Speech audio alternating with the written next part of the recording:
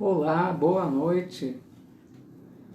Vamos continuando os nossos estudos que estamos fazendo todas as semanas, às quintas-feiras, estudando o livro O Evangelho segundo o Espiritismo. Então hoje nós vamos estudar o capítulo 15, Fora da caridade não há salvação. Capítulo bastante importante. Então vamos aguardar só uns minutinhos, pessoal que vai chegando. Joaquim Bueno, a Elaine Zuf, a Cidinha Rodrigues, Neuze Beleze. Muito bem-vindos, boa noite, pessoal. A Dora Desenho, que bom. Bem-vinda, Dora. Obrigado pela oportunidade de falar em nome da Casa Espírita, que você dirige atualmente, né? E Cláudio Almeida, boa noite, sempre com a gente, né? Muito legal.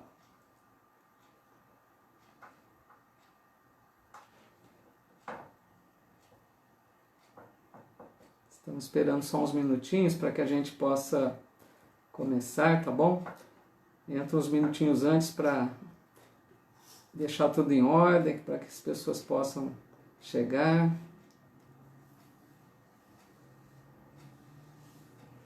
Maria Helena Butião, sempre com a gente também. Muito bem-vinda, Maria Helena.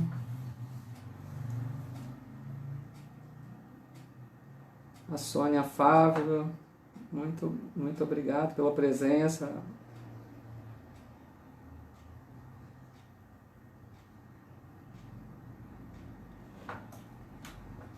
Caio Zuf também, sempre aqui com a gente, a Vera, Maria Antônia Casadei, Antônio Carone, Érica Bergamasco também chegando, Antônio Sérgio Beleze, Ana Lúcia Olive Matos, muito legal. Bom, pessoal, vamos então, como de costume, fazermos a nossa oração, a nossa prece inicial, buscando um contato maior com a espiritualidade, rogando as bênçãos de Deus para mais esse nosso encontro. Então, nesse momento em que nós temos mais uma vez a oportunidade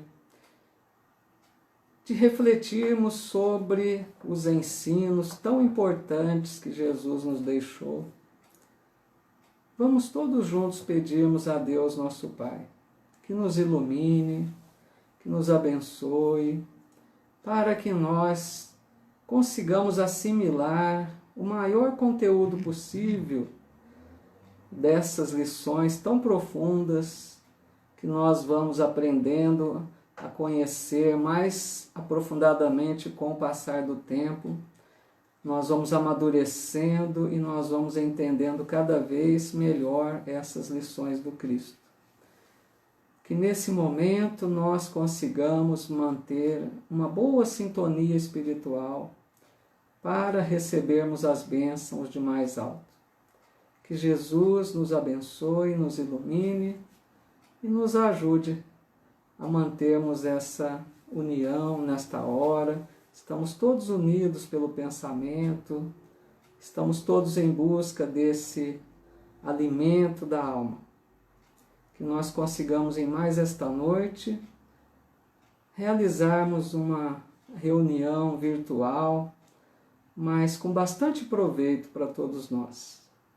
Em nome de Deus e de Jesus, o nosso Mestre, iniciamos o nosso estudo de hoje. Muito bom, então. Vemos só aqui para a gente... A Shirley Santana também sempre acompanha, muito bem-vinda.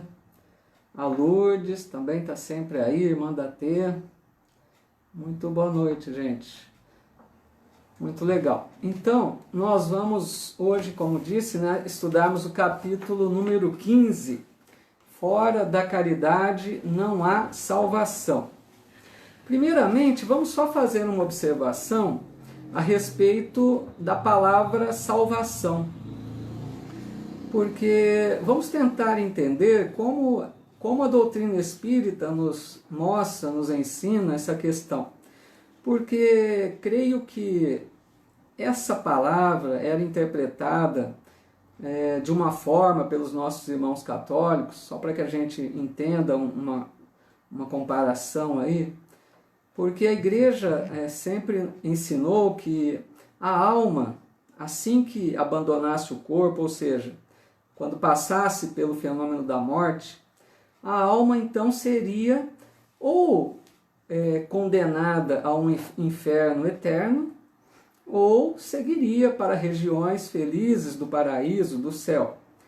Depois de algum tempo falaram também, criaram o purgatório, que seria um estágio intermediário, onde poderia ainda se recuperar.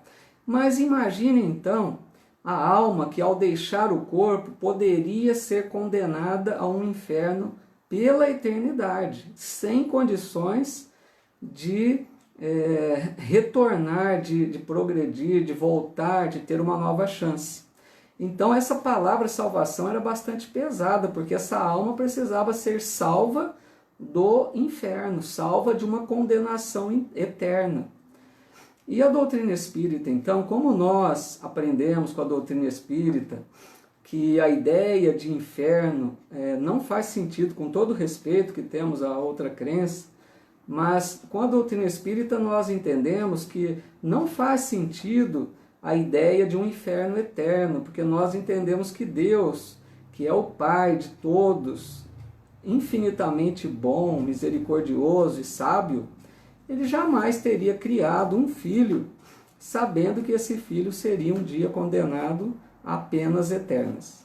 Então, como nós entendemos que não existe um inferno eterno, a doutrina espírita vai nos mostrando que essa salvação seria no sentido de encontrarmos um estado de harmonia, de elevação espiritual, de progresso espiritual, que nos possibilite vivermos em paz, carregarmos dentro de nós um céu, né? Um paraíso dentro de nós, com a nossa consciência tranquila. Então seria no sentido de alcançarmos essa paz, essa ventura, né? Então seria nesse sentido. Então vamos lá. No item 1, iniciando o capítulo, Allan Kardec apresenta então um trecho do Evangelho escrito por Mateus. Ele diz assim: Ora, quando o Filho do Homem vier em sua majestade, acompanhado de todos os anjos, sentar-se-á no trono de sua glória.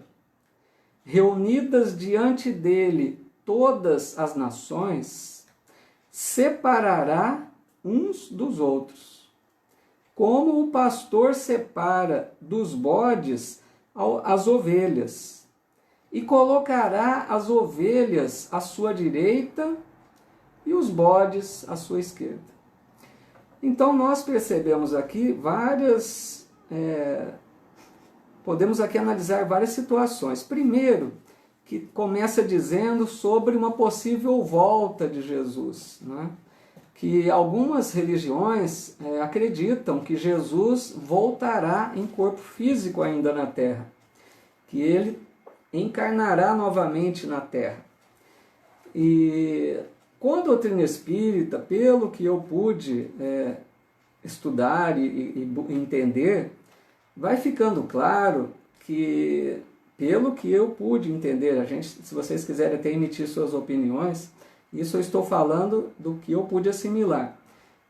Para mim fica claro que Jesus não voltará em corpo físico, porque eu entendo assim, que pelo que nós percebemos com a doutrina, quando surgiu a doutrina espírita, que é o Consolador prometido, nós podemos ver simbolicamente que o Consolador prometido trouxe Jesus de volta já.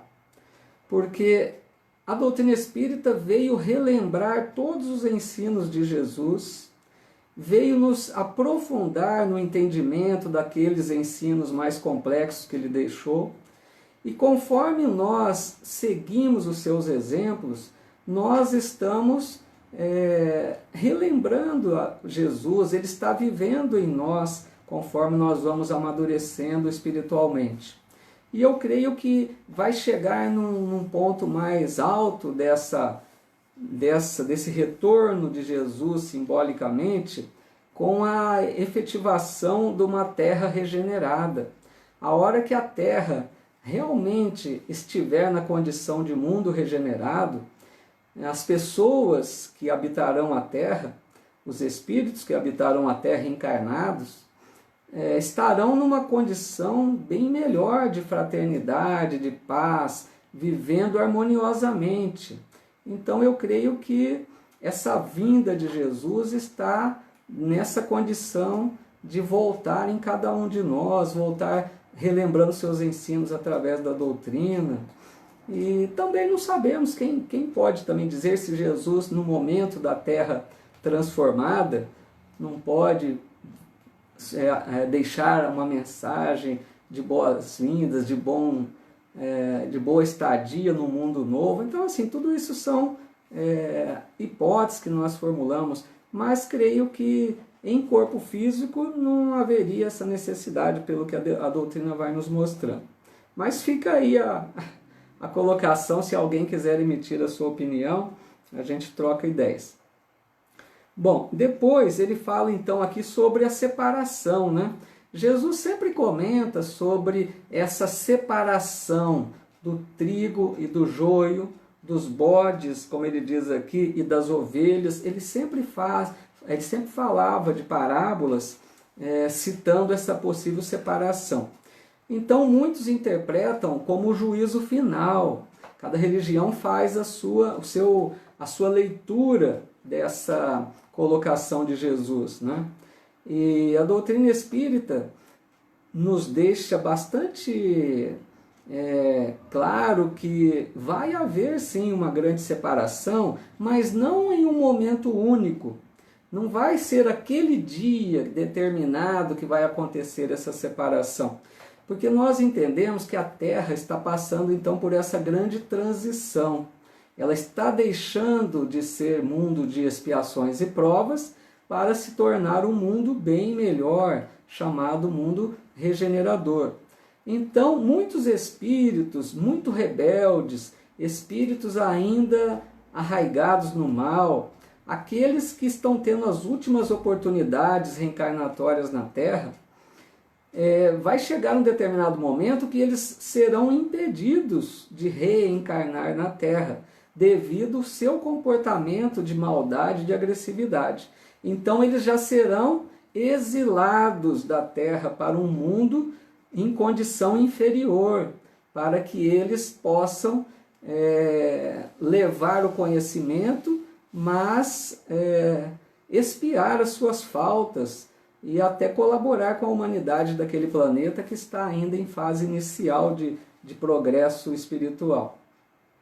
Mas então a gente entende que vai haver essa separação e ela vai acontecendo, já está acontecendo. Dizem os espíritos que alguns muito voltados ao mal já não estão tendo condições de retornar à Terra. Então está havendo essa separação para que a Terra possa ter realmente aqueles que têm sim defeitos, imperfeições, mas que já querem viver em paz, que já aprendem a respeitar o semelhante. Por isso que Jesus disse, bem-aventurados os brandos e pacíficos, pois herdarão a terra. Então todos aqueles que conseguirem viver em paz, apesar de muitas imperfeições a corrigir ainda, poderão habitar esse mundo melhor. Então é nesse sentido haver essa separação. Bom, continuando aí nesse tópico 1, ele diz assim, então dirá o rei aos que estiverem à sua direita, vinde, benditos de meu Pai, tomai posse do reino que vos foi preparado desde o princípio do mundo, porquanto tive fome e me destes de comer, tive sede e me destes de beber, careci de teto e me hospedastes, estive nu e me vestistes, achei-me doente e me visitastes, estive preso e me fostes ver. Então, quando ele diz isso, responderão os justos, de acordo com o Evangelho: Senhor, quando foi que nós te vimos com fome e te demos de comer? Ou quando foi que nós te vimos com sede e te demos de beber? Ou sem teto e te abrigamos? Ou quando foi que te vimos despido e te vestimos? Ou quando foi que te vimos doente ou preso e fomos te visitar? Então Jesus diz: todas as vezes que fizestes isso a um destes mais pequeninos dos meus irmãos, foste a mim que o fizeste. Então, e ele da mesma forma se refere àqueles que não fizeram. Então fica bem claro aqui, Jesus está ressaltando a importância da caridade. Ele cita vários exemplos de uma pessoa caridosa, que se preocupa com o semelhante, que atende às suas necessidades com amor. Então, essa pessoa que faz isso, Jesus disse, está fazendo a ele. Todas as vezes que fizermos aos um desses pequenos, mais simples, mais humildes, é a Jesus que estamos fazendo. Então, aqui Jesus ressalta a importância da caridade como salvação, que nós vamos falar mais um pouco disso ainda. E no item número 2, então, aí desse capítulo, diz assim, também é do Evangelho de Lucas agora: Então, levantando-se, disse-lhe um doutor da lei, para o tentar: Mestre, que preciso fazer para possuir a vida eterna? Respondeu-lhe Jesus: Que é que está escrito na lei? Que é o que lês nela? Ele respondeu: Amarás o Senhor teu Deus de todo o teu coração, de toda a tua alma, com todas as tuas forças, e de todo o teu espírito, e ao teu próximo como a ti mesmo. Disse-lhe Jesus então: Respondestes muito bem. Faze isto e viverás. Então aquele homem ainda insiste com Jesus e ele pergunta: Mas, Senhor, quem é o meu próximo? E aí então Jesus lhe conta a parábola do bom samaritano, dizendo que um homem descia de Jerusalém para Jericó e quando ele foi, caiu em poder de ladrões. E esses ladrões o maltrataram, o agrediram e o deixaram praticamente semi-morto à beira da estrada. Então vinha passando por aquela estrada um sacerdote, e esse sacerdote vê o homem caído e passa reto, sem nada, sem parar. Depois vem um levita, o levita também vê o homem caído, mas não para e continua o seu trajeto. E em seguida vem um samaritano. O samaritano então ficou tomado de compaixão por aquele homem, preocupou-se com ele. Então o samaritano para, cuida ali das feridas daquele homem e o leva até um lugar seguro para que ele ficasse hospedado.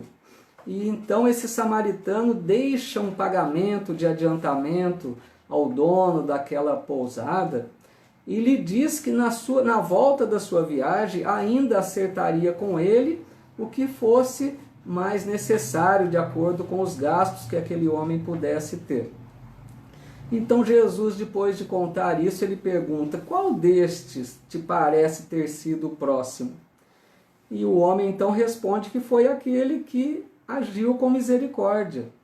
E Jesus então diz: então vai e faz o mesmo. Então nessa parábola, que daria até para a gente falar muito tempo sobre ela, mas como o nosso tempo é curto, vamos analisar rapidamente que aquele sacerdote que passa representa, na verdade, era um religioso. E qual é a condição então? É um religioso com muita teoria e sem prática. É aquela pessoa, podemos encaixarmos nós nessa situação. Quantos de nós podemos ter muito conhecimento de doutrina espírita ou da nossa religião, que não seja espírita? A gente pode saber bem o Evangelho, nós podemos ter conhecimento de vários ensinos, e muitas vezes, na hora de colocar esses ensinos em prática, a gente infelizmente não consegue, não faz isso. Então, às vezes, nós nos assemelhamos a esse sacerdote que passou direto. O levita, a mesma coisa. O levita era um auxiliar das cerimônias, auxiliava o sacerdote. Então, a mesma condição. E o samaritano que Jesus cita na parábola, porque o samaritano era aqueles vistos como pessoas sem fé, de má vida. Eram desprezados os samaritanos. Vamos imaginar que fosse um ateu, de repente, de hoje, alguém que às vezes é tido como uma pessoa vista com maus olhos, porque não diz que não acredita em Deus, mas foi esse samaritano que agiu com caridade. Então, com essa parábola, a gente tira uma principal lição de que Jesus mostrou que não basta ter uma religião, não basta conhecer e seguir os rituais, as orientações dessa religião, mas não colocar isso em prática. É preciso que a gente vivencie esses ensinos. Nós sabemos da dificuldade, porque muitas vezes a gente quer fazer algo de bom, e nós vemos que lutamos ainda com muitas dificuldades para conseguir.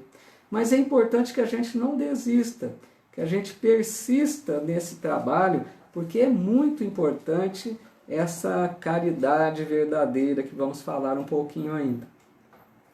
Agora, seguindo para o item número 6 desse capítulo, Allan Kardec coloca assim: necessidade de caridade segundo Paulo. Então ele vai falar sobre Paulo de Tarso, uma colocação dele. E ele diz assim, então, isso aqui, então, Paulo dizendo, né? Ainda quando eu falasse todas as línguas dos homens e a língua dos próprios anjos, se eu não tiver caridade, serei como bronze que soa e um símbolo que retine. Ainda quando tivesse o dom da profecia, que penetrasse todos os mistérios e tivesse perfeita ciência de todas as coisas, ainda quando tivesse toda a fé possível, até o ponto de transportar montanhas, se não tiver caridade, nada sou. E quando houvesse distribuído os meus bens para alimentar os pobres, e houvesse entregado meu corpo para ser queimado, se não tivesse caridade, tudo isso de nada me serviria. Olha que colocação que faz Paulo. Pode parecer um tanto estranho, porque ele diz muitos trechos aqui de alguém que está fazendo o bem, ajudando, distribuindo para os pobres, mas ele coloca: se eu não tivesse caridade. Vamos então refletir um pouco sobre isso. Porque ele diz, mesmo que tivesse toda a fé, todo o conhecimento da ciência, mesmo que doasse seus bens, falasse a língua dos anjos, olha quantas coisas boas, mesmo que tivesse tudo isso, ele diz que se não tivesse caridade, de nada serviria. Então nós vamos entendendo que existe uma grande diferença entre fazer o bem e ser verdadeiramente caridoso. Alguém pode achar estranha essa colocação que eu faço, mas vamos refletir. Nem sempre aquilo que é o bem deve ser uma caridade verdadeira, uma caridade sublime. Vamos imaginar um exemplo.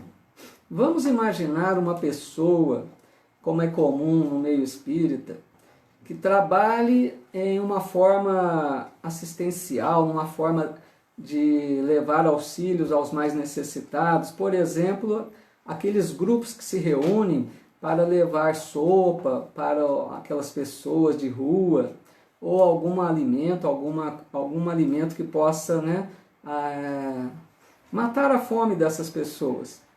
Então vamos imaginar esse exemplo, só para ficar claro. Então imagine uma pessoa que se dedica há muito tempo nesse trabalho. Essa pessoa não falta, ela vai constantemente fazer esse trabalho, ela trabalha incansavelmente, é rápida, faz tudo certinho, está sempre presente.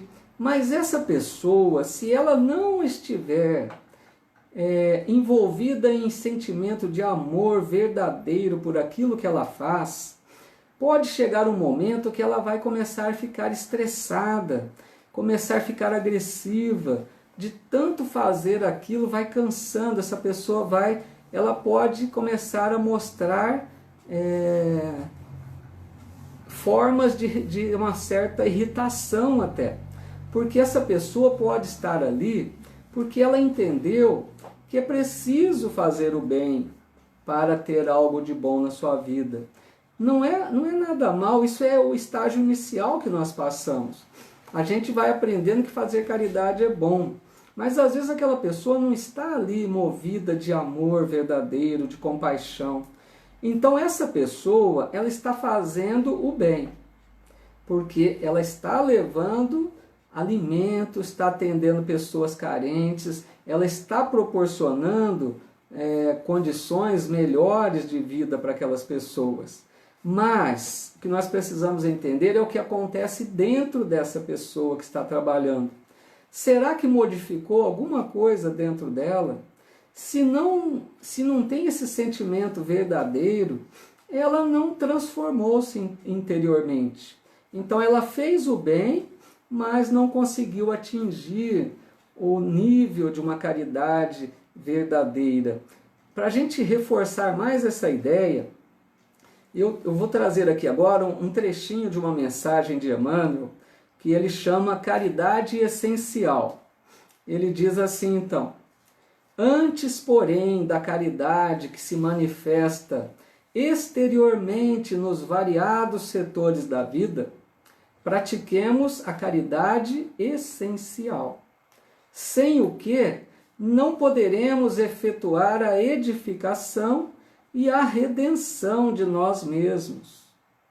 Trata-se da caridade de pensarmos, falarmos e agirmos segundo os ensinamentos do Divino Mestre no Evangelho. Então aqui está bem claro que Emmanuel nos mostra que existe essa caridade no exterior, que é a prática do bem, e existe a caridade no nosso íntimo, no nosso interior, que é a nossa transformação moral. Se a gente faz algo que transforma nossos sentimentos, que faz com que nós vivenciamos os ensinos do Cristo, aí estamos realizando caridade. Por isso que ele diz que essa caridade é essencial. É a caridade conosco, dentro de nós. Então ele continua dizendo, é a caridade de vivermos verdadeiramente em Jesus, para que ele viva em nós. Porque senão, diz Emmanuel, às vezes a gente pode realizar obras notáveis no mundo, tenhamos feito trabalhos maravilhosos no bem, mas no momento do nosso testemunho pessoal, nos apresentarmos vazios por dentro, como mendigos de luz. Olha que colocação que Emmanuel faz. Porque se nós não realizamos esse trabalho íntimo em nós, nós teremos feito muito a favor do semelhante, que é bom. Nós precisamos, é importante entendermos isso, nós precisamos começar fazendo o bem, mesmo que não seja ainda uma transformação íntima dos nossos sentimentos. Mas é preciso começar, o primeiro passo é fazer o bem, até que a gente vai desenvolvendo esse sentimento de amor, de compaixão. Então é importante que a gente realize um trabalho onde a gente sinta uma alegria, uma vontade de participar, Se você participa de um trabalho que não te é prazeroso, que não te acrescenta, mesmo que você está fazendo bem, de repente você descobre outro, onde você pode fazer o bem e sentir essa alegria íntima, essa vontade de ser útil, esse amor pelo semelhante.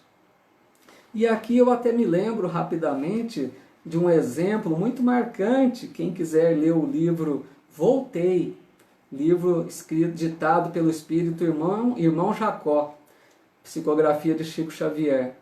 Então, neste livro, o irmão Jacó, que foi, quando encarnado, um espírita dedicado, muito dedicado à causa espírita, trabalhou na Federação Espírita, ele foi um homem assim que ajudou até na edição de livros, ele trabalhou incansavelmente para divulgar a doutrina espírita. Mas então ele esperava, ele era dialogador de reunião mediúnica, e ele esperava, quando desencarnasse, que chegaria em ótimas condições ao mundo espiritual.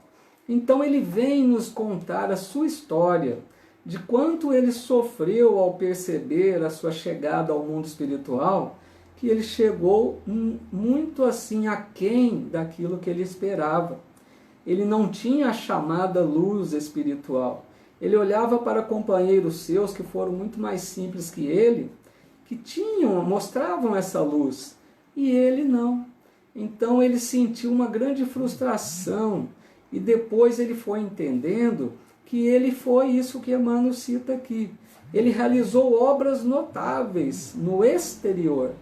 Ele fez muito pela doutrina, pelas pessoas, mas ele não construiu dentro dele. Ele não transformou os seus sentimentos, não se tornou alguém melhor interiormente, não desenvolveu mais amor em seu coração. Então fica claro isso, que é muito importante.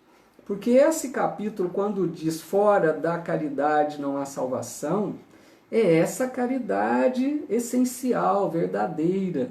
Quando a gente alcançar esse nível de fazermos com amor as nossas tarefas, de auxiliarmos, fazermos o bem, mas por amor verdadeiro, por compaixão, então nós estaremos sim dando um grande salto evolutivo, conseguindo um grande progresso espiritual.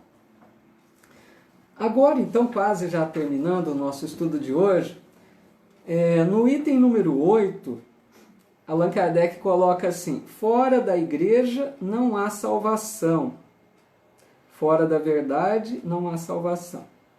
Eu vou ler um trechinho só que ele diz: enquanto a máxima fora da caridade não há salvação assenta num princípio universal e abre a todos os filhos de Deus acesso à suprema felicidade, o dogma fora da igreja não há salvação se estriba não na fé fundamental em Deus e na imortalidade da alma, fé comum a todas as religiões, porém numa fé especial em dogmas particulares. É exclusivo e absoluto.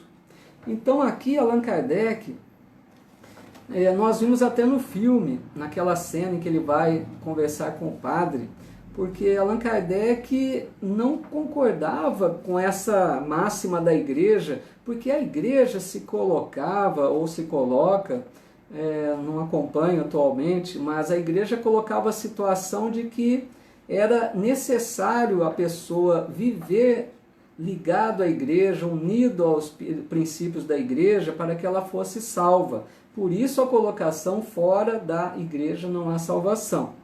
Se Kardec dissesse fora do espiritismo não há salvação, seria a mesma coisa. Então Allan Kardec, auxiliado pelos espíritos superiores, vem nos dizer que fora da caridade não há salvação, ou seja, não importa qual religião nós tenhamos, não importa nem se venhamos a ter religião, como diz na parábola. De repente, nem um ateu, uma pessoa que vive aí dizendo que não acredita em Deus, ele pode estar realizando, vivendo de acordo com os princípios cristãos a sua vida. Então, o rótulo religioso pouca coisa representa. É lógico que a religião é importantíssima para nós, porque a religião nos ajuda a buscar o conhecimento, a nos melhorarmos, a nos ligarmos a Deus. Mas o que tem que ficar claro é que o que importa não é pertencermos a esta ou aquela religião, mas sim vivermos com caridade a nossa vida. Então, agora já finalizando, eu vou aqui no item número 10, só para ler um trechinho e nós vamos finalizar o estudo de hoje. No item 10, que já é parte das instruções dos Espíritos, tem uma mensagem então de Paulo, e ele diz assim, vou ler um trecho apenas. Meus filhos, na máxima fora da caridade não há salvação, estão encerrados os destinos dos homens, na terra e no céu. Na terra, porque, à sombra desse estandarte, eles viverão em paz. No céu, porque os que a houverem praticado acharão graça diante do Senhor. Essa divisa é o facho celeste, a luminosa coluna que guia o homem no deserto da vida, encaminhando-o para a terra da promissão.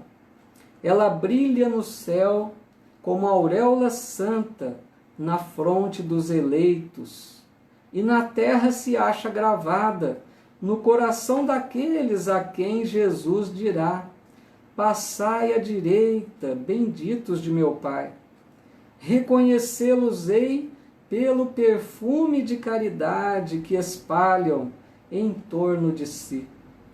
Então, com essa bela mensagem, com esse trechinho dessa mensagem de Paulo, a gente encerra então esse estudo de hoje, desse capítulo 15 do Evangelho segundo o Espiritismo. Na próxima semana estudaremos então o capítulo 16, Não se pode servir a Deus e a Mamon. Bom, então assim nós vamos preparando o nosso encerramento. Eu quero só fazer uma observação, que eu não sei se todos já perceberam. Eu, durante a minha fala, meus comentários, as leituras, eu não consigo acompanhar as possíveis mensagens que vocês colocam, registram aí, mas a T, minha esposa, ela está aqui, sempre que tiver alguma pergunta ou algo assim que seja importante ela me avisar, ela me passa. Mas então, durante eu não percebo, não consigo acompanhar para não perder o raciocínio. E ao final, posso dar uma olhadinha, né, e a gente tentar ver se tiver alguma colocação. Uma outra coisa, se alguém quiser, como já falamos de outra vez, pegar um copo com um pouco de água, para que possa, no momento da oração, pedirmos a Deus que possa fluidificar, permitir que um bom espírito amigo fluidifique essa água, porque a água, como sabemos, ela, desde que nós tenhamos, façamos a nossa oração compenetrados, com fé, que nós consigamos receber a presença de um bom amigo espiritual, ele pode nos deixar esse auxílio através da fluidificação da água. Bom, a Zaide aqui então também, né? Isabel Barcelos, Neuza Marquisola, Tony Sueli Pedrosa, a Valdete Valença, Meire Faustino, Elaine Zuff, legal. Daniela Souza, Fátima Bovo, Dinaura Cardoso, muito legal, muitos amigos aí. Então agradeço sempre, muito bom, fico muito alegre, muito feliz de ter a companhia de vocês, mesmo distantes, mas essa presença, essa participação de vocês que nos incentiva a continuar sempre esse estudo. Então eu agradeço muito de coração a cada um, acompanho sempre, vejo quantas pessoas que têm acompanhado conosco, muitos que não conseguem acompanhar online, mas eu vejo que depois acompanham. A gente tem conseguido assim levar essa mensagem para muitas partes aí do país, como tantos outros companheiros estão fazendo as suas lives, que eu acho que é muito importante nesse momento que nós estamos atravessando. Então, agradeço a vocês pela companhia, pela participação de sempre. O Sérgio Gombio também, um amigo sempre conosco aí, muito legal, Elaine Munhoz. Então, gente, vamos agora fazermos a nossa oração final. Convido vocês para que nesse momento busquemos tranquilizar a nossa mente. Busquemos respirar com mais tranquilidade. E o nosso pensamento possa elevar-se, trazendo a figura do querido Mestre, Irmão Maior, Jesus. Vamos nos lembrar de Jesus e rogar a Ele nessa hora o seu amparo. Pedir a Jesus que nos fortaleça nesse momento difícil que estamos atravessando, para que nós não venhamos a perder as esperanças, para que a gente não desenvolva situação de pânico, mas para que nós mantenhamos-nos serenos, com fé, entendendo que Jesus olha por nós, junto de Deus, nosso Pai, com todos os mensageiros de luz que estão por toda parte nessa terra, consolando, aliviando, socorrendo, amparando por toda parte. Basta que nós façamos a nossa oração e tenhamos fé de acreditar que estamos amparados, como nesse momento em que estamos em oração em conjunto.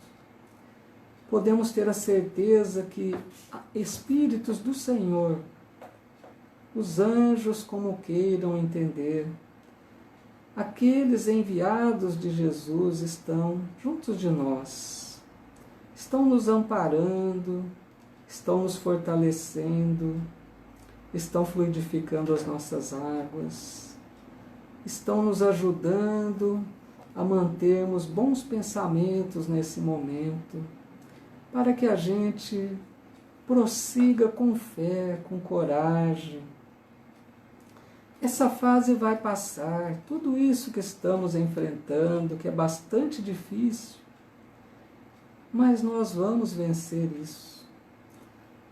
Sabemos que muitos irmãos já desencarnaram, muitos familiares já se viram privados da presença daqueles que partiram.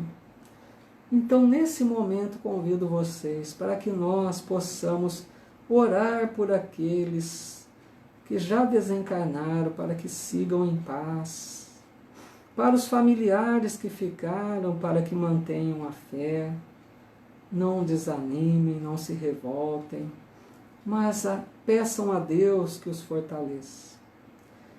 Vamos orar também pelos profissionais de saúde que trabalham incansavelmente para atender às nossas necessidades, que esses trabalhadores do bem possam ter todo o amparo espiritual para que continuem com saúde, com dedicação, para cuidar de todos os necessitados dessa enfermidade. Abençoa, Senhor, todos os nossos lares, nossas famílias, por toda parte, por todo esse planeta Terra. Pedimos também, Senhor, por tantos irmãos que se viram de um momento para outro em situação de dificuldade financeira, que também é preocupante. Quantas pessoas que perderam empregos ou que trabalhavam de forma autônoma e não conseguem realizar hoje o seu trabalho, que estão passando situações difíceis financeiramente. Vamos pedir por essas pessoas para que mantenham a fé, mas que também que Deus nos ilumine a cada um de nós, para que nós possamos analisar se podemos ser úteis de alguma forma. Porque muitas vezes não basta só a oração, mas é preciso a ação também. Que a gente se mova, se mobilize para aliviar essas situações de dificuldades que muitos irmãos enfrentam. Então, que assim a gente consiga mantermos-nos sempre em oração, para que a gente não se enfraqueça, não deixe o medo tomar conta.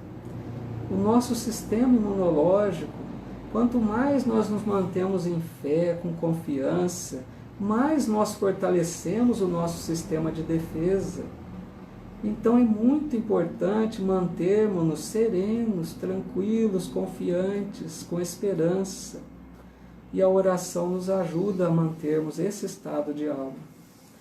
Que Deus nos abençoe, nos proteja, nos dê forças para vencermos mais essa provação difícil, mas que está sendo necessária ao planeta Terra nesse momento.